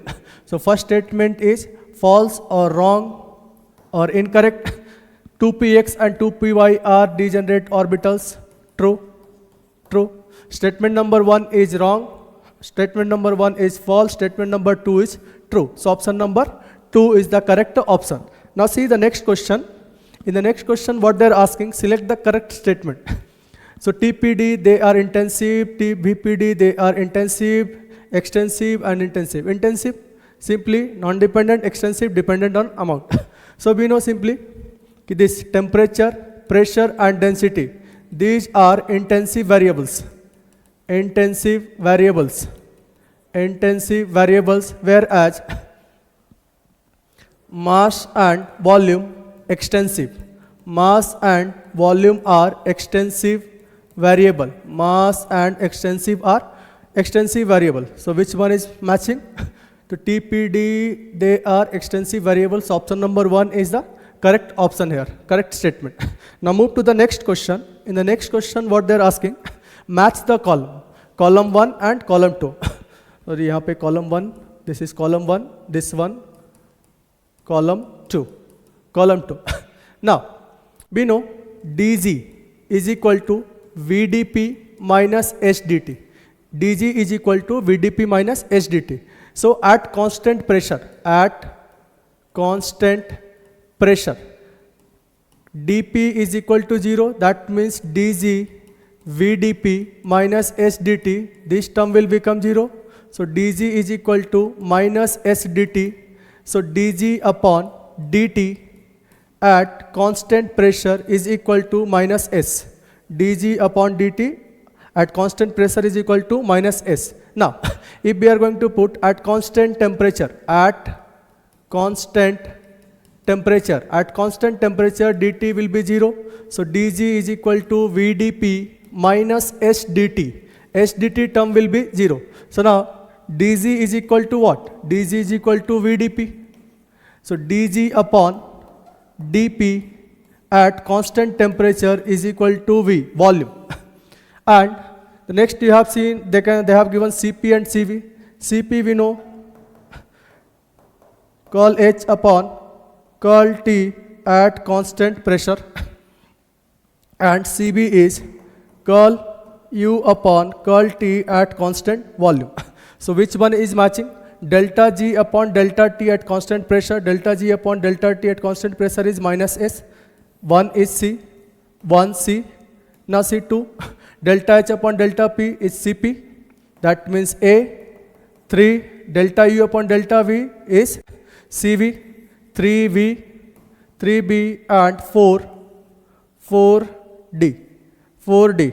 So 1C, 2A, 3B, 3B and 4D. Option number 1 is the correct option here. You just have to remember the formula and you need to use this kind of formulas.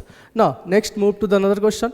Solubility product of salt Zr3PO44 is KSP. Then solubility of salt in terms of KSPs. In terms of KSP you don't need to do any kind of calculation. Simply.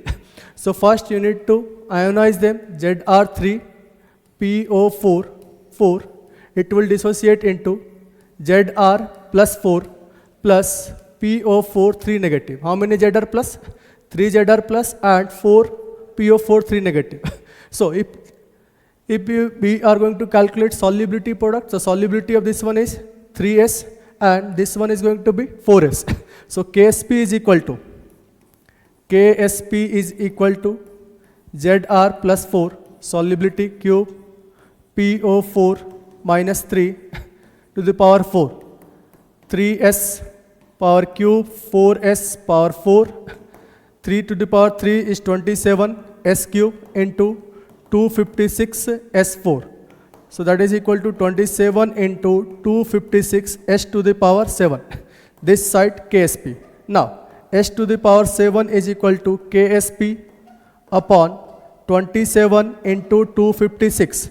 So S is equal to, solubility is going to be KSP upon 27 into 256 to the power 1 by 7. Power 1 by 7. So this will be your correct option. So which one is going to be KSP 27 into 256? 1 upon 7. So option number 1 is the correct answer. Simple questions, easy questions are there. Now we move to the next question. What they are asking, total number of pi electron in a compound with the molecular formula C6H6 which adds 4 moles of H2, and also gives one single product on monobromination. How many carbon we are having? 6. So if you are thinking about benzene, so see, benzene is having only 3 bonds. So it can only add 3 moles of H2. So this one is not the structure. We need to draw open chain structure. So we are having 6 carbon. 1, 2, 3, 4, 5, 6. 5, 6. Now, how many pi bonds we need to do? 4. If you are going to in this case, see, this side CH3, this side CH3.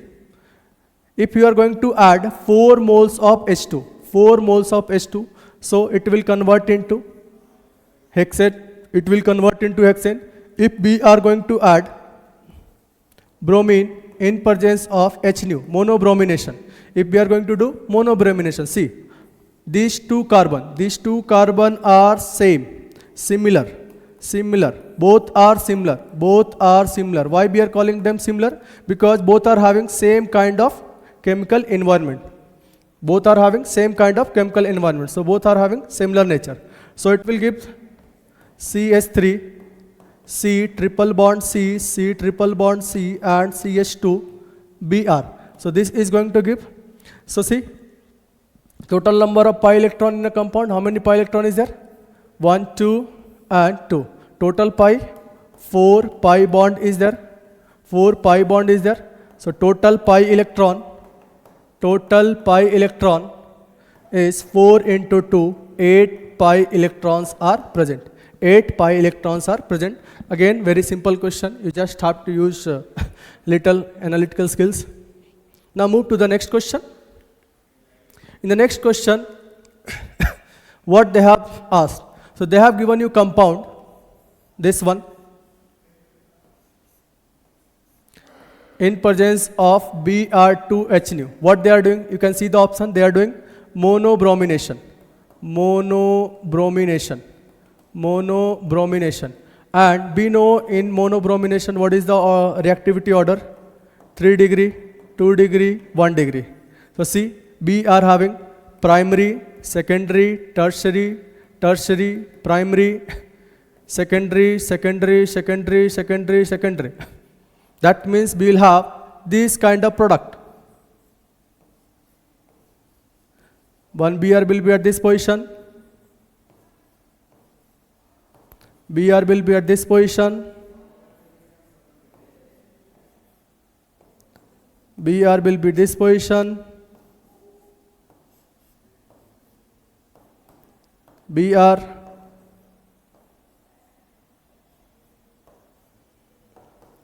And so on.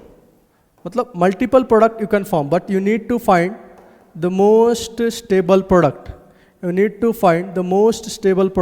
So which one is going to be the most stable product? which is having tertiary one. These two are going to be the most stable one. Now, in these two, which one is going to be the major?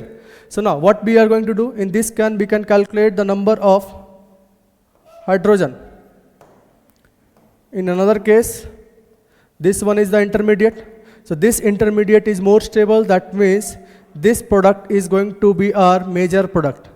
This one is our major product. This is more stable. This one is more stable. So due to higher stability of free radical, this product is going to be major. This product is going to be major. So option number 2. Option number 2 will be our correct option. Now move to the another question. That was the last question. So this is all about the today's session.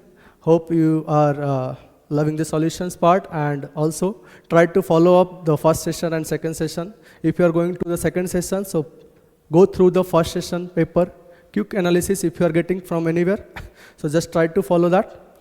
There are some questions which they are repeating, not questions, basically they are repeating the concepts. So you can have some idea, and you don't need to worry about the papers. Just stay focused, and they are asking very easy question in the chemistry. You need to stay calm. Okay, thank you. Hello children, how are you? I think hopeful all of you are the fine and you wrote the examination fine. Now we are going to discuss about the paper 2. As we observe, with respect to the paper 2, somewhat paper 2 are with respect to the paper 1, paper 2 are somewhat easy. So now you can see this question number 1. 2x square cos theta x minus 1, maximum and minimum value they are asking of this one. So maximum and minimum value of this one. So from here we can take alpha plus beta, which is the roots are given. Alpha plus beta is equal to what the things will come? Minus cos theta by 2. And alpha into beta is equal to, we can get here, minus 1 by 2. Now we are going to expand this one. So how we can expand this one? Alpha to the power 4 plus beta to the power 4. What we can write? Alpha square plus beta square whole square minus 2 alpha square beta square. Now we can change alpha square plus beta square. So how we can change the alpha square beta square? Alpha plus beta whole square minus 2 alpha into beta overall whole square minus 2 alpha square into beta square is there. Now what the value we can find already, alpha plus beta, you can put this value. So this value here we are keeping. So cos square theta by 4 minus alpha beta, you can see minus 1 by 2 is there. So plus 1 whole square minus 2 alpha beta is equal to minus 1 by 2. So minus 1 by 2 whole square is equal to 1 by 4. So this and this cancel. So cos square theta by 4 plus 1 whole square minus 1 by 2 is there. We have to find the minimum and the maximum value of this one. Cos square theta is there. So minimum value is equal to what? 0 will come. So now you can keep the 0 here. So if 0 I am keeping here, so 1 whole square, 1 minus 1 by 2, 1 by 2 we can get. 1 by 2 is this what? Of this value, alpha to the power 4 plus beta to the power 4, this minimum value we can get here. Minimum value is equal to 1 by 2. Now we can find the maximum value of this one. So what the maximum value will come here? For the maximum value, this cos square theta maximum value we have to take. So cos square theta maximum value 1 will come. So now you can keep the 1 here. So for the maximum value, 1 by 4 plus 1 whole square minus 1 by 2 we can get here. This one how much? 5 by 4 whole square minus 1 by 2. So this is the maximum is there. They are asking sum of the minimum and maximum. So sum of the minimum and maximum, sum of minimum and maximum, you can add this one. So we can add 5 by 4 whole square minus 1 by 2 plus 1 by 2. So this equal to 0. So we can get 25 by 16. So sum of the minimum and maximum value of alpha to the power 4 plus beta to the power 4 is equal to, we can get 25 by 16. So our option number 1 is correct here. Now we can go to the next question. I think, hope all of you understood this one. Yeah. Arrangement is there. Permutation and combination question. What they are saying, 4 boys and the 3 girls are seated in a row. 4 boys and 3 girls are seated in a row such that girls sit together. Girls sit together and 2 particular boys, B1 and B2 are there, do not want to sit together, not adjacent together. So first of all we can write, what we can do in this question, first of all we can take the 4 boys and all the 3 girls are the together minus 4 boys, 3 girls are together and 2 other boys are also together. We are going to be subtract. Then we can get the condition. So if the 4 boy and 3 girls are the together, so we are going to do isolate this one. So 4 plus 1, 5 factorial. And 3 girls are there. So 3 girls, how many way they are going to rearrange inside? Inside arrangement are the 3 factorial is there. Now, in this one what I am going to do, 3 girls together as it is. Now for the boy condition is there. 2 boy together we can take, adjacent together. So that means we can find not adjacent each other. So for that 2 boy and this 2 boy which do not want to adjacent to each other, those I am going to be take together only, means these are going to be isolate. So here you can see now 1, 2, 3, 4. So this case is we can write 4 factorial. This is as it is the 3 factorial. And this 2 boy also can arrange 2 factorial. So we can write the condition 5 factorial, 3 factorial minus 4 factorial, 3 factorial and 2 factorial. Now from here you can take the 3 factorial common. So 3 factorial common. So we can get 5 factorial minus 4 factorial into 2 factorial means the 2 only. Now you can take the 4 factorial common. So 6 and 4 factorial common. So 24. So here it will come 5 minus 2 means 6 into 24 into 3. 18 into 24. 18 into 24 you can multiply. So it will come 432. So our first option is going to become correct. So answer we can get the 432. Now next sum we can see.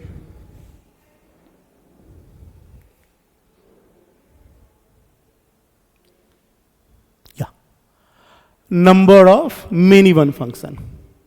Number of many one function means,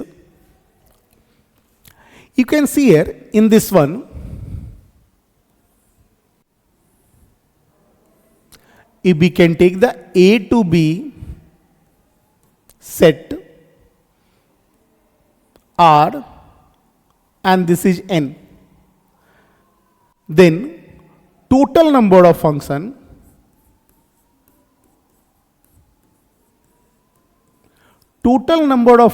as we know n to the power r. But one thing you can see here, both the number are the same only. Means here the case are given r is equal to n.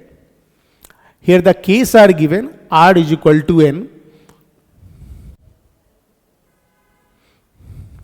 So here total number 4 to the power 4. Here total number 4 to the power 4 we can get. They are asking about the many one function. Means total minus 1 function.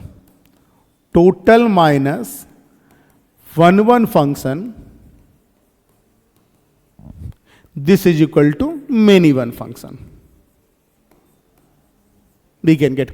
So total we can get here 4 to the power 4 and 1 function. Then we are writing what? NPR. Means, and by the way, all are the equal only. So we can write this equal to 4 factorial. Both are equal. So 4 factorial we can write. So here the 4 factorial. 4 to the power 4 means the 16 into 16 minus 24. 256 minus 24. So 2 will come 2, 3, 2. So our answer will come 232. So it is there, second option, 232, our answer. Now we can see our 3 question is the completed. Now we can see the 4th question. Displacement of a particle moving under the action of a force. Here force is given and displacement is also given. And what they are asking? Find the value of the B. We have to find the value of the B. We have to find the value of the B.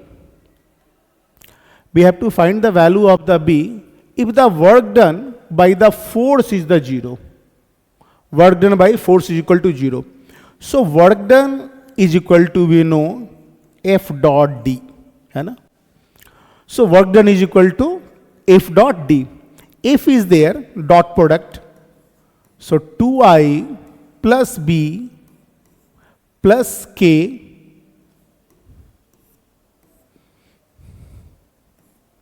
dot I plus J plus K. Here J is missing. So we can write the J. Now you can take the dot product of this one. See, 2I dot I is equal to 2 plus B and plus 1. What they are saying? Work done by the force is equal to 0. Means the work done is equal to 0 already given.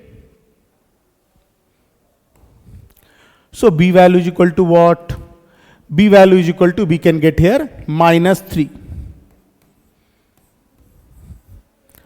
So B value is equal to minus 3. Yeah, in the option it is the given. It is our the third option is there. B is equal to minus 3. Now we can come to the next question. Question number 4.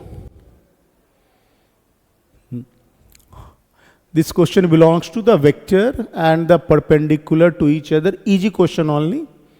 Between A and B are the unit vector, that means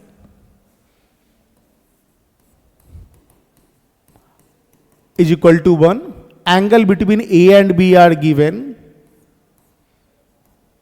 pi by 3.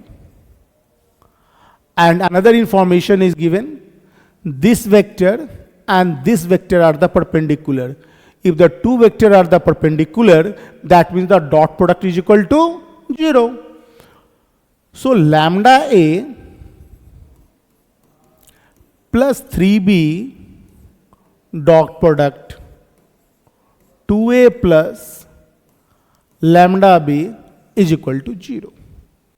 So from here you can see dot product 2 lambda A square 3 plus 2 6 B dot A plus lambda square A dot B, and here last one 3 lambda is equal to 0.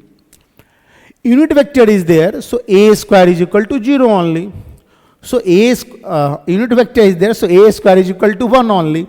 So this become the 1, this become the 1, and here 3 lambda b square, that also become the 1. So 2 lambda, once we can write only this one, b square is equal to 1. So 2 lambda plus 3 lambda b is to be right, 5 lambda. Now we can see this one, 6 and cos pi by 3 means the cos 60 degree. Cos 60 degree is equal to 1 by 2. So 1 by 2 plus lambda square. Again the cos 60 degree. So 1 by 2 is equal to 0. So 5 lambda by 3 plus cancel है ना, lambda square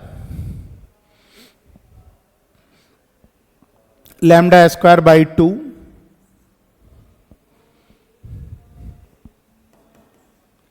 so now we can 10 lambda plus 6 plus lambda square is equal to 0.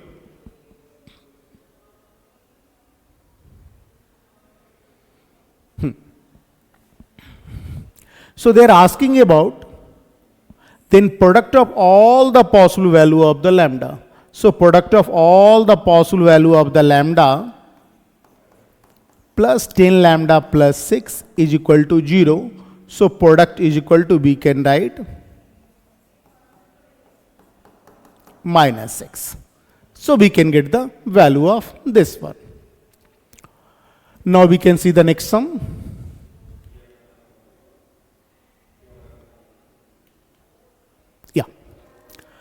The number of point of extremum, they are asking how many point are the maximum or minimum will come from here.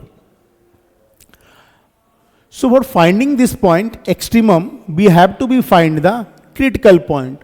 So for finding the critical point, we can take here f dash x, means we are going to be differentiate this one. So if we can differentiate this one, means f dash x, according to the Leibniz theorem, we can apply here x square whole to the power 2 minus 8 x square plus 15 divided by e to the power x square, and x square differentiation is equal to 2x. We have taken here. And lower limit we can keep. So by the way, lower limit become the 0. That differentiation is also 0. So minus 0 we can write. We have to be find the, for the extremum, we have to be find the critical point. So after the differentiation, f dash x, we are going to equate with the 0. If you are equate with the 0, so 2x, so one value we can say directly x equal to 0. And this is the positive value, so this we can send on that side. So one x is equal to 0, another one we can find here, x to the power 4 minus plus 15 is equal to 0. So now we can find the x square value. Like a quadratic equation only. So x square is equal to 8 plus minus 64 minus 60 divided by 2. So x square is equal to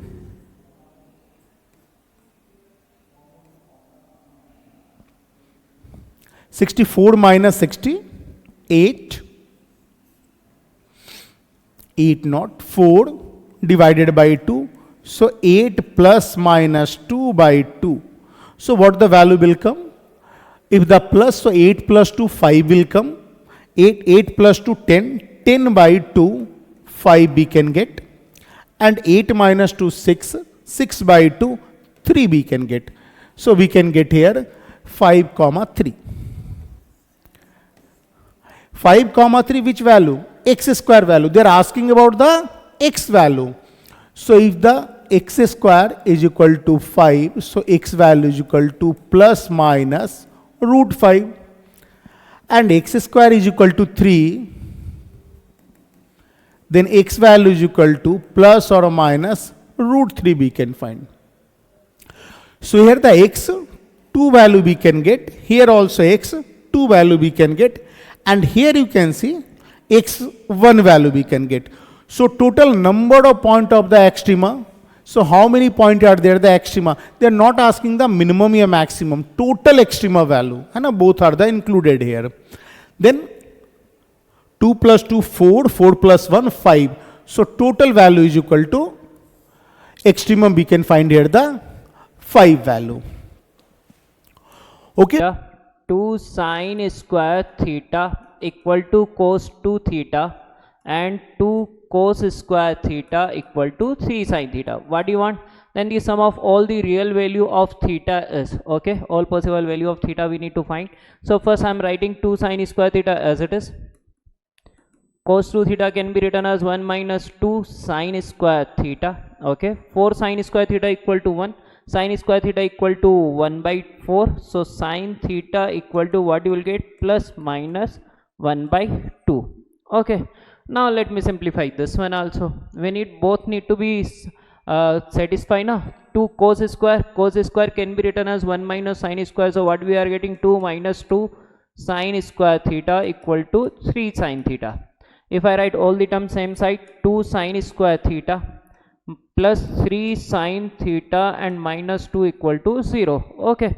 Now we can factorize 2 sine square theta, then plus 4 sine theta minus 2 equal to 0. Here 2 sine theta common, so finally if you factorize, what you will get? 2 sine theta minus 1 into sine theta plus 2. So you are getting from here sine theta equal to 1 by 2 or sine theta equal to minus 2. Sine theta can't be minus 2. Now actually both need to be satisfied. So common solution is sine theta equal to 1 by 2.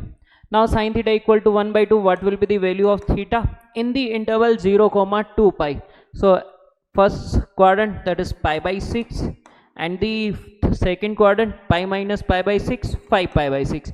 If we add both, what we are getting? Pi. Okay. So next question. By the way, these all based on memory, whatever we got from the students, okay. But question will be exact, data might be minor, something might be missed. So r equal to 0 to 30 first. Sigma r equal to 0 to 30. I am writing this r square as r into 30 cr whole square, and in denominator we have 30 cr minus 1. Okay, then r 30 cr can be written as n minus 1 cr minus 1 na, we have formula. Here n is 30, so that is 30, then 29. Okay, wait a minute.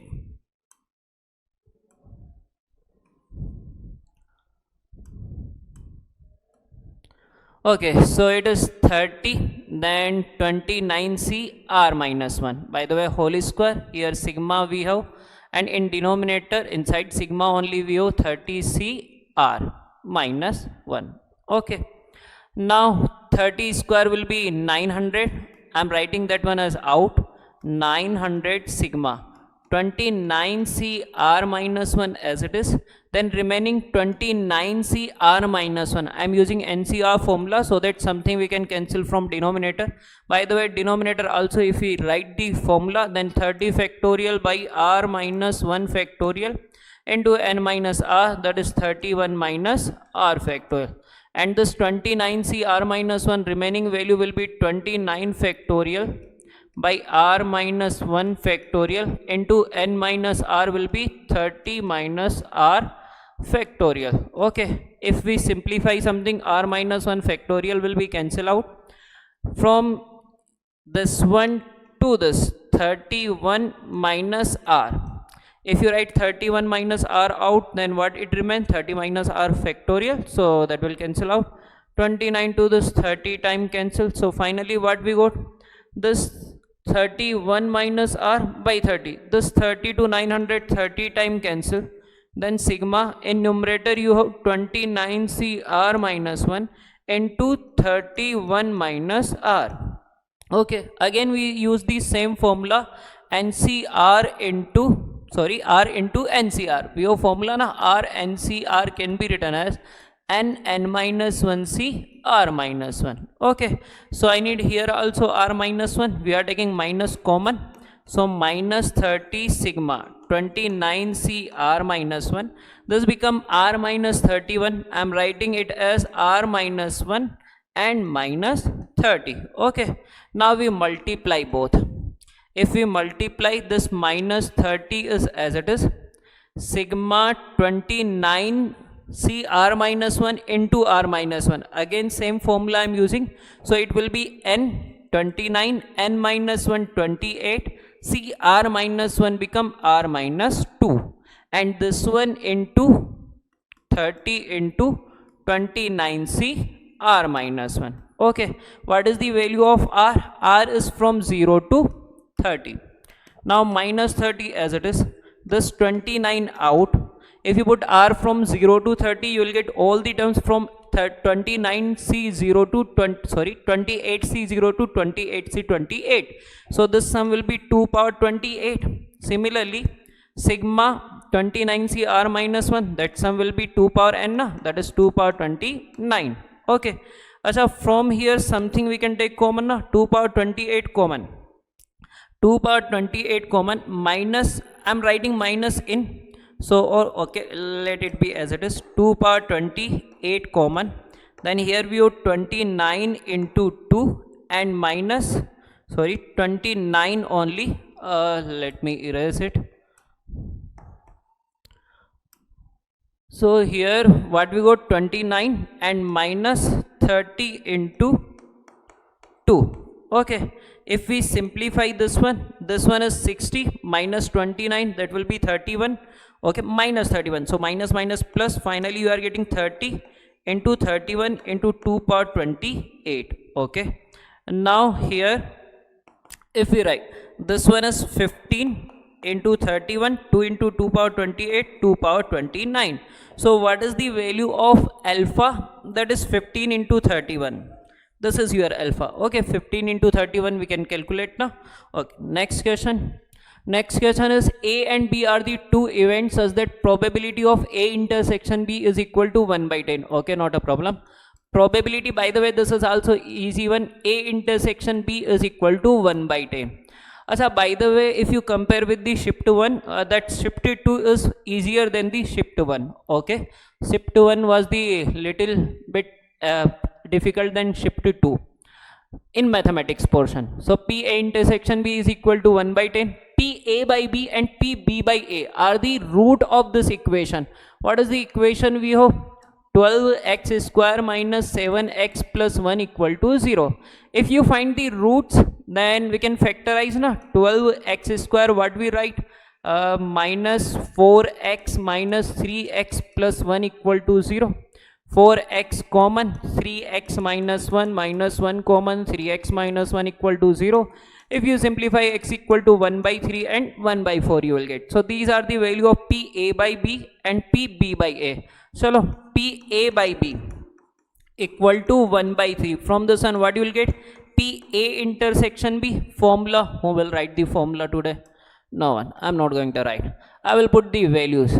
Okay. So PA by B equal to PA intersection B, that is equal to 1 by 10 by PB, that is equal to 1 by 3. So from here you are going to get the value of PB, that is equal to 3 by 10. Okay, value of PB is 3 by 10. Similarly, PB by A, another root is 1 by 4.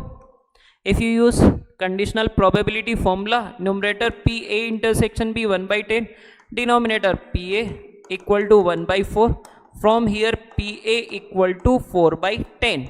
Okay, now actually for the result you need PA union B. Let me find first. PA union B is equal to PA, that is 4 by 10, plus PB 3 by 10 minus PA intersection B 1 by 10. Okay, so finally what you will get? 6 by 10. Let denominator be 10 only. Later you will realize why. Okay, now what do you want? We want value of P of A bar union B bar by P of A bar intersection B bar. So by the formula this can be written as 1 minus probability of A intersection B and 1 minus probability of A union B. 1 minus P A intersection B 1 by 10 and it is 6 by 10. So actually this is 9 by 10 by 4 by 10. 10 cancel, 9 by 4 you got. Is there any option will match? Again based on memory, data might be slightly different but question is of same pattern, exactly same. Okay, next one. Number of the terms in arithmetic progression is 2n. Sum of the terms, acha, by the way this is the question in lecture note of resonance standard. Okay, number of the terms in arithmetic progression is 2n. Sum of the terms occurring at the even place. Number of terms 2n. Sum of the terms occurring at even place. A2 second term, fourth term, sixth term, and at last 2nth term is equal to 40. Sum of the terms occurring at odd place. Odd place A1 plus A3 plus A5 at last A2n minus 1 equal to 55. If you subtract minus minus minus minus A2 minus A1 D, A4 minus A3 D, this is also D and this is also D equal to minus 15.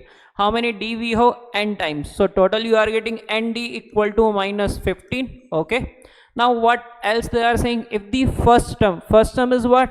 A is exceed the last term will be 2nth term, A plus 2n minus 1 into D by 27. Okay, A and A cancel. This minus of, if you multiply 2 and D minus D equal to 27. ND value we got minus 15. So 2 ND is minus 30, but minus minus plus 30. And minus minus D equal to 27. From here we got D equal to minus 3. If you put D equal to minus 3 here, N equal to 5. Okay. They might ask here number of terms or N. If they are asking N, that is 5. If they are asking number of term, that will be 10. Okay. Option might be differ, but question is same.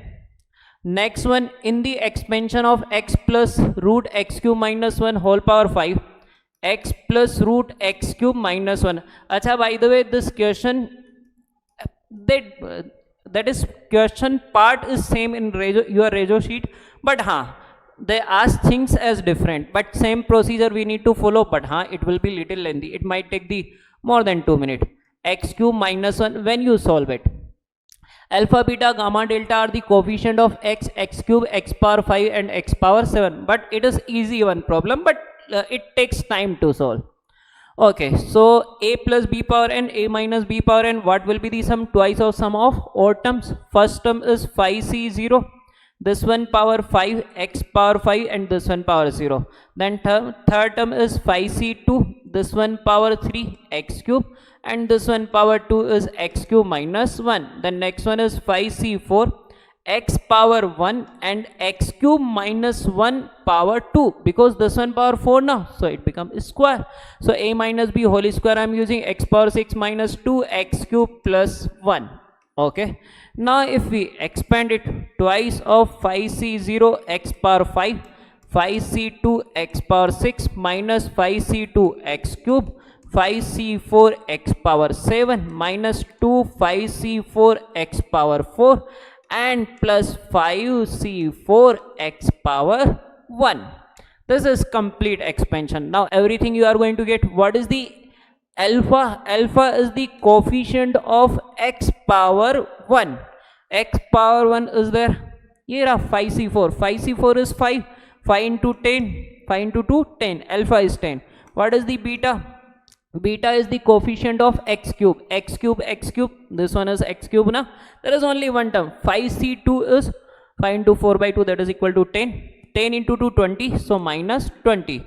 Then what is the gamma? Gamma is the coefficient of x power 5. X power 5, 5c0. There is only one term of x power 5. 5c0 is 1. 1 into 2 is equal to 2. And finally delta. Delta is the coefficient of x power 7. X power 7 here. 5c4 is 5. 5 into 2 is 10. So we got all the value of alpha, beta, gamma, delta. Now we put here. Alpha is 10. So 10u minus beta v minus minus plus 20v is equal to 18. And gamma is 2u, and delta is 10v equal to 20. From this one u plus 5v equal to 10 we got, and from this one u plus 2v equal to 18 by 10, or let me write 5u plus 10v equal to 9. Okay, so let me use this one as it is, whatever they gave or whatever we got, 2u plus 10v only. Okay, so here 2u plus 10v equal to 20. I am going to subtract minus minus minus. This one is minus 3u and this one is minus 11. Okay, then what we are getting? We are getting u equal to 11 by 3. That value of u we will put in any equation here to get the value of v, or I am just putting here, but first let me divide by 10. Now we are not dividing by 10, I am putting here only. Then 10v equal to 20 minus 2u. 2u will be 22 by 3. If we take LCM 3, 60 minus 22, that is equal to 38. Okay, that is 10v. So v is equal to 38 by 30. And what we want? We want value of u plus v. If we add both 38 by 30 and 11 by 30, then what we are getting? U plus v, 38 and 11, 49 by 3. Did we got anything? Oh, actually we didn't match with the option. Is there anything I did wrong? 5c0, 5c2, 5c, twice of 5c4, alpha value, that was the coefficient of x, and that one is 5c4, 5, 10, and beta, that is the coefficient of x cube coefficient. This one is the 10 and into 2 minus 20, and gamma is the coefficient of x power 5 here only we have, so that is 1 into 2 2, and delta is the coefficient of x power 7 here only we have 5 into 2, that is equal to 10. Then here alpha u minus beta v, that is also correct, and gamma u plus delta v, that is also okay. So by the way, actually question is same type, either there is some calculation error or something is missed here or in option. Okay, but procedure is exactly same. Next question is perpendicular distance of this point 3, 4, 5 from the line. Again, from the line r equal to this one. Okay, so suppose this is the line.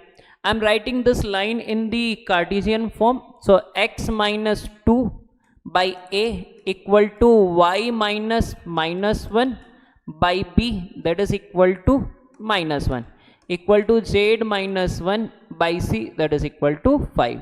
Okay, now this is the point 3, 4, 5, and what do you want? Perpendicular distance of this point from this line. Again, standard problem, there is nothing wrong with this one. It is easy one because it is general na? So you should get the answer for this.